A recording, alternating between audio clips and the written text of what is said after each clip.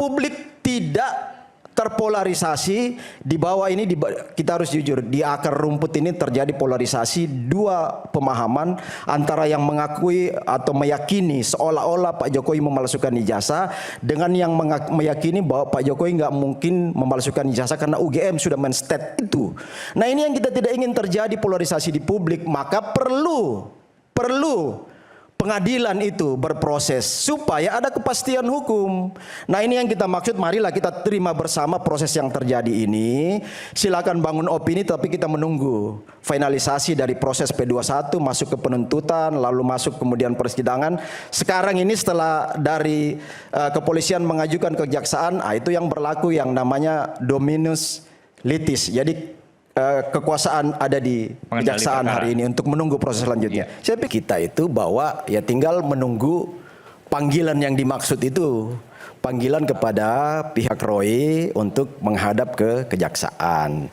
Bahwa nanti itu disusulkan dalam bentuk surat P21 ya kita tunggu aja lah. Tetapi gini, di balik semua ini saya mau mengatakan bahwa sudah ada titik terang soal kepastian hukum. Karena kalau kita sudah berbulan-bulan melakukan debat-debat di hadapan publik, termasuk seperti malam ini kan opini ya tadi sudah disampaikan, opini dan setiap orang silakanlah membangun opini ya.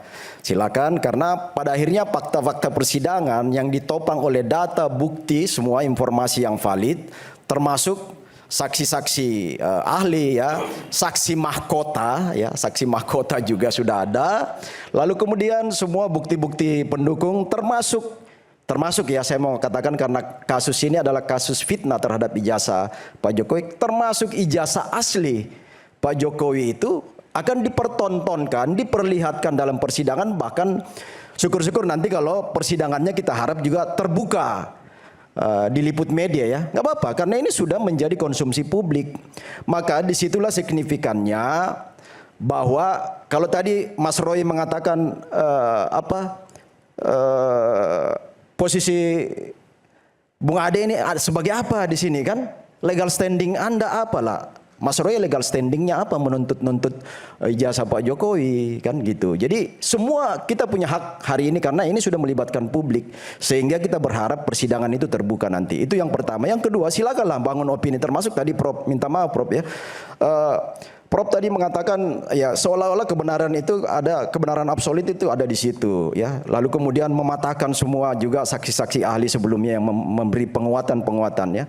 Nah, ini kan tadi sangat tajam lah dari Prof ya, bahwa Prof yang membuat undang-undang ITE, interpretasi sebagai pembuat undang-undang menurut Prof seperti itu. Tetapi ketika undang-undang itu sudah diketukkan palu dan dilempar ke ruang publik, maka semua orang termasuk para penegak hukum silakan menginterpretasi pasal ITE tadi itu. Jadi itu tadi kita hargai apa yang disampaikan Prof di situ. Nah, akhirnya kan beda persepsi. Nah, yang saya mau katakan gini, kalau mau kembali kepada proses awal lagi ya, kenapa kasusnya 310, 311 lalu kemudian ada undang-undang ITE-nya, karena bagi kami ya dari kubu Pak Jokowi ya, kami clear di sini, kami kubu Pak Jokowi clear ya. Harusnya juga Prof siapa? Prof Henry juga harusnya statement positioning Prof sebagai pendukung para tersangka supaya clear positioning kita ketika kita membangun opini. Jadi jangan abu-abu opini itu ya, supaya garis demarkasi opini itu clear, karena ini kita kan menyuguhkan opini depan publik. Tapi disebutkan nggak di dua sisi, betul? Ya, harusnya positioning beliau. Saya mempersilahkan kalau memang fitnah ini bisa dipatahkan dengan bukti, ya mereka berarti adalah melakukan pencemaran nama baik, melanggar pasal 27A ITE atau pasal 310, 311 dulu, sekarang dari 433. Saya lanjut dulu Prof ya, nanti Prof di belakang. Tapi jangan saya anggap bahwa saya akademisi, saya tidak memihak, tapi saya memihak undang-undang itu memang seperti itu maknanya. Tadi opini Prof bahwa Pak Roy Suryo nggak salah kan? Lah undang-undangnya memang nggak benar itu. Pendekatan hukum ITE undang-undang ITE dipakai. Nah itu nanti silakan di persidangan. Pak Roy Suryo Tiva bisa Silakan. bersalah kalau dibuktikan bahwa dibuktikan bahwa ijazah itu memang ternyata asli. Iya. Maka Dan mereka itu akan bersalah. terjadi. Maka mereka melakukan fitnah. Ya, sebentar, Tetapi Prof. pasal 32, 35 itu memang clear, itu adalah computer crime yang tidak bisa dicampur aduk dengan fitnah. Sebentar. Oke, makasih Prof. Jadi maksud saya silakan kita membangun opini berdasarkan positioning kita masing-masing. Karena kembali lagi kan adigum hukum itu berlaku. Fakta sunt potentiora verbis ya. Fakta itu akan mengalahkan semua opini, alibi ya.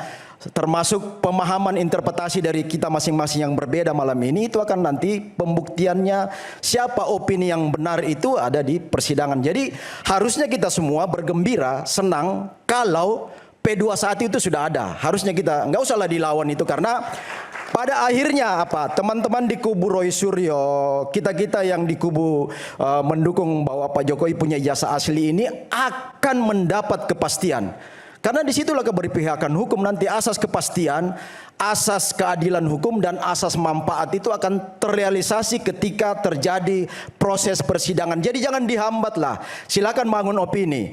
Nah saya mau katakan juga begini, kalau misalnya para akademisi, orang-orang yang menempatkan diri sebagai akademisi ya, jangan menyamarkan posisi atau begini, mengaburkan ya semua proses hukum ini dengan mempengaruhi publik lewat opini-opini keberpihakan. Makanya saya bilang lebih bagus kita statement positioning kita bahwa saya ada di posisi Pak Roy Suryo karena bla bla bla bla bla. Menurut ilmu akademis yang saya kuasai seperti ini. Nah, itu clear supaya kita nggak ini ya. Seolah-olah kita bicara atas nama akademis ya, atas nama interpretasi untuk memberi pendidikan yang netral kepada publik, sementara di mindset pikiran kita sudah melakukan keberpihakan lalu melegitimasi keberpihakan kita dengan atas nama akademisi dan ahli. Itu yang terjadi. Proses fitnah, pencemaran nama baik 310 saya sebentar, berarti Prof. tidak 311 itu dilegitimasi ya, pencemaran nama baik itu dilegitimasi oleh ITE atas nama penelitian, menggunakan perangkat-perangkat ITE, perangkat teknologi, perangkat komputerais, lalu menyatakan bahwa Pak Jokowi memalsukan ijazah. Itu yang bertentangan besar. Kenapa dikaitkan dengan undang-undang ITE? Kenapa terlibat ITE? Karena di situ korelasinya. Statement fitnah itu dialibikan, dilegitimasi atas nama penelitian. Nah, sekarang ketika Rismond sudah menyatakan bahwa itu salah, itu sebuah proses yang salah, itu diakui oleh Rismond. Maka kembali juga kepada sahabat saya tadi, Bung Kosi mengatakan bahwa tadi saya catat ini bukan kejahatan. Lah, kalau bukan kejahatan, kenapa Rismond minta maaf? Kenapa Pak Egy minta maaf? Kenapa Pak Damai Hari minta maaf? Karena dia mengakui bahwa saya salah loh. Saya salah. Disitulah pembenaran bahwa memang di situ ada unsur kejahatan, ada mens rea. Kalau nggak ada mens rea, ya tidak akan mungkin tersangka. SP3 kolektif akan terbit. Makanya kenapa SP3-nya itu personal keluar, karena sudah mengakui salahnya, minta maaf. Jadi nggak bisa ikut yang nggak mau minta maaf dan terus bercuap-cuap bahwa 99% ijazah Pak Jokowi palsu. Itulah yang sekarang akan terus diproses sampai pembuktian yang menurut Prof tadi ya, bahwa akan melihat ijazah. Jadi gini, beberapa argumen yang 2 minggu lalu juga di sini terjadi debat itu bahwa ini kriminalisasi katanya ya. Kriminalisasi ya, harusnya enggak lah. Kriminalisasi kalau tidak ada alat bukti, enggak ada mens rea, enggak ada actus reusnya, perbuatan jahatnya, cuap-cuap setiap saat, makanya itu salah satu dasar Pradi Bersatu meminta untuk ditahan, meminta. Silakan juga kalau kejaksaan enggak mau nahan, kepolisian enggak mau tahan, enggak masalah. Tetapi apa? Yang dimaksud adalah karena terus mengulang-ulang, Prof. Mengulang-ulang campaign ijazah Jokowi palsu 99%. Pak Jokowi memalsukan ijazah. Itu kan terus melakukan tuduhan yang terus berulang, bahkan ditonton oleh publik. Di situ sebenarnya signifikansinya apa yang dituntut teman-teman untuk ditahan supaya tidak mengulang-ulang perbuatan ini, sehingga publik tidak terpolarisasi di bawah ini kita harus jujur, di akar rumput ini terjadi polarisasi dua pemahaman antara yang mengakui atau meyakini seolah-olah Pak Jokowi memalsukan ijazah dengan yang meyakini bahwa Pak Jokowi nggak mungkin memalsukan ijazah karena UGM sudah men-state itu. Nah, ini yang kita tidak ingin terjadi polarisasi di publik, maka perlu pengadilan itu berproses supaya ada kepastian hukum. Nah, ini yang kita maksud, marilah kita terima bersama proses yang terjadi ini. Silakan bangun opini, tapi kita menunggu finalisasi dari proses P21 masuk ke penuntutan, lalu masuk kemudian persidangan. Sekarang ini setelah dari kepolisian mengajukan kejaksaan, itu yang berlaku yang namanya dominus litis. Jadi kekuasaan ada di kejaksaan hari ini untuk menunggu proses selanjutnya. Saya pikir itu yang perlu supaya kita cerdas membangun juga opini kepada masyarakat. Kita tidak menempatkan diri, mengkamuflase diri seolah-olah opini netral, tahu-tahu positioning kita jelas bahwa ini mencoba memanipulasi. Ke Prof. Henry. Saya kira itu ya, silakan. Seolah-olah opini netral padahal berpihak gitu. Berpihak, clear itu. Saya itu justru mendorong segera ada pengadilan. P21 saya setuju, tapi bukan menahan. Karena B21 pencemaran nama baik dan fitnah secara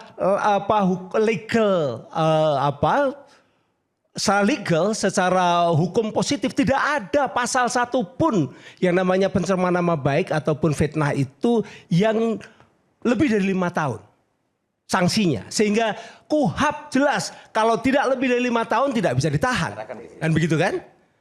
Nah, oleh karenanya saya setuju P21 silakan, tetapi tidak ada penahanan. Karena kalau penahanan berarti menggunakan pasal-pasal tadi computer crime yang jelas-jelas itu bukan untuk persoalan seperti ini. Oke, tadi udah sebelah.